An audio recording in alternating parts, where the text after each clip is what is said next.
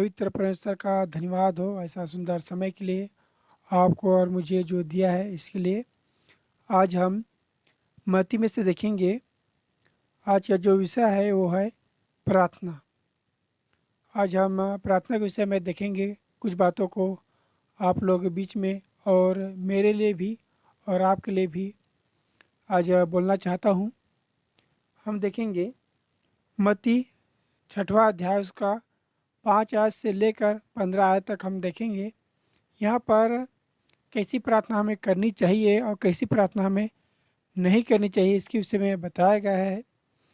यहाँ पर हम देखते हैं कि प्रार्थना क्या है, लोगों को दिखाने के लिए या सुनाने के लिए हमें नहीं करना चाहिए। और हम देखते हैं कि प्रार्थना कैसी करनी चाहिए कि अपनी कोठरी में, मतलब ऐसे स्थान में हमें रहना चाहिए प्रार्थना के लिए। और यहाँ पर लिखा है कि अपनी क्या है, कोठरी में जा और द्वार को क्या है बंद कर और गुप्त में क्या है प्रार्थना कर। लेकिन हम देखते हैं कि हर एक के परिवारजनों में क्या है, पारिवारिक जो प्रार्थना होता है उसमें क्या है, खड़े होकर क्या है प्रार्थना करना पड़ता है, या फिर बैठ कर, या फिर क्या है आराधना में क्या है जाते हैं जब भवन में, तब भी हमें क्या है प्रार्थना करना होता है।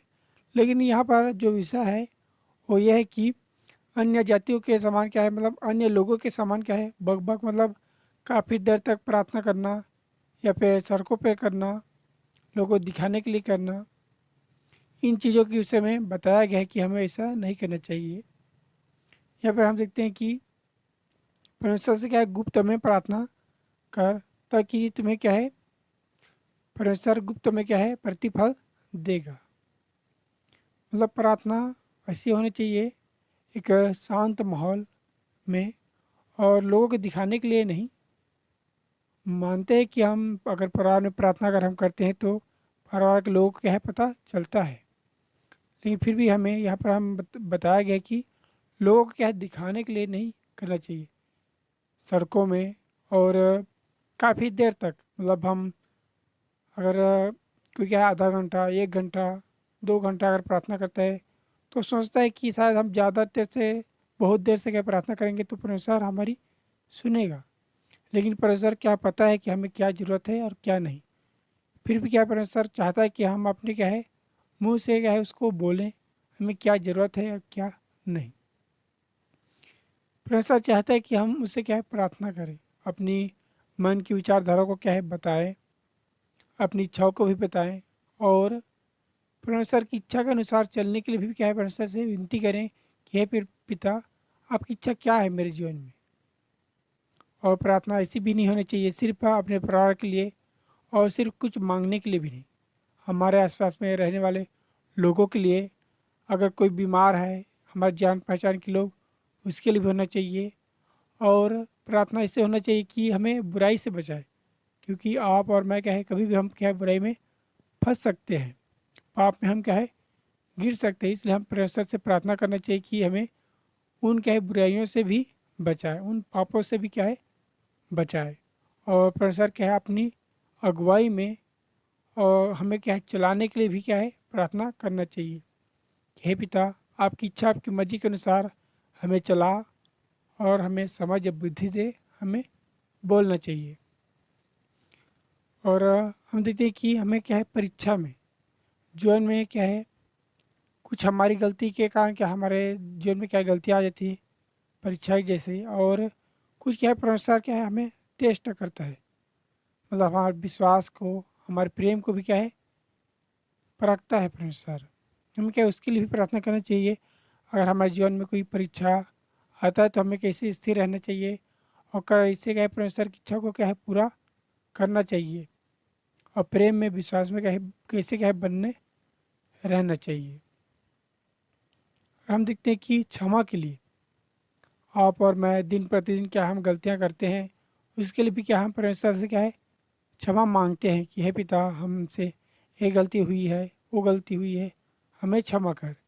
लेकिन यहाँ पर हम देखते हैं कि परमेश्वर कहता है कि तुम क्या है पहले मनुष्यों के अपराधों को क्षमा करो, फिर तुम्हें क्या है क्षमा मिलेगा। अगर तुम दूसरे के अपराधों की क्षमा नहीं करोगे तो तुम्हें भी क्या है क्षमा नहीं मिलेगा।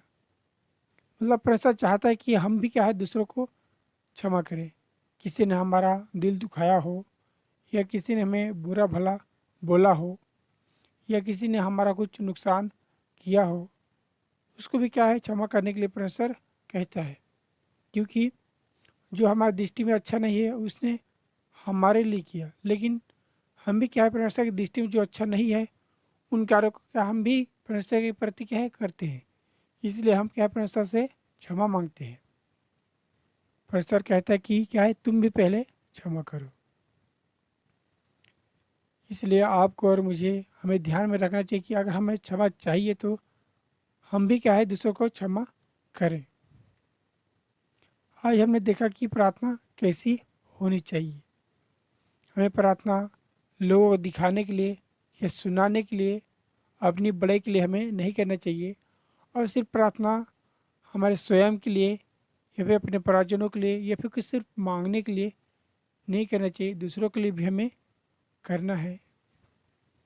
और परमेश्वर की इच्छा को क्या है देखते हुए और उसकी मर्जी को क्या है जानते हुए हम तभी जान सकते हैं जब हम वचन को क्या है अध्ययन करेंगे। और परमेश्वर की इच्छा उसकी मर्जी को हम क्या है तभी हम समझ सकते हैं। परमेश्वर आपको और मेरी क्या है मदद करे उसकी इच्छाओं क्या जानने के लिए, और उससे कैसे हमें प्रार्थना करनी चाहिए ये भी हमें समझने के लिए, सीखने के लिए परमेश्वर आपको और मुझे सहायता करे। आज हमने देखा कि प्रार्थना में कैसी करनी चाहिए, परमेश्वर के प्रति कैसे हमें प्रेम, विश्वास और उसके आनंद में क्या है हमें खुद कैसे आनंद में रहना चाहिए, और परमेश्वर के इच्छाओं को हमें कैसे जानना चाहिए और इसे कैसे पूरा करना है। इसके लिए भी परमेश्वर से क्या हमें हिम्मत, बुद्धि, समझ मांगना चाहिए। इस विषय में मैं एक छोटा सा एक उदाहरण देना चाहता हूँ। अगर हम सोने के टाइम किसी ने हमारा दिल दुखाया हो या किसी ने हमारे प्रति बुरा व्यवहार किया हो या किसी ने हमारा कुछ नुकसान किया हो, अगर क्षमा कर दिया तो सुबह उठते ही क्या है परमेश्वर हमें जरूर क्षमा करेगा। आज के वचन हम यहीं पर समाप्त करते हैं। परमेश्वर आपके संग साथ रहे और उसके प्रेम में, विश्वास में बनने के लिए आप सभी की मदद भी करे। आप सभी भाई बहनों को जय मसीह की। जीवन की खोज में निकला रे,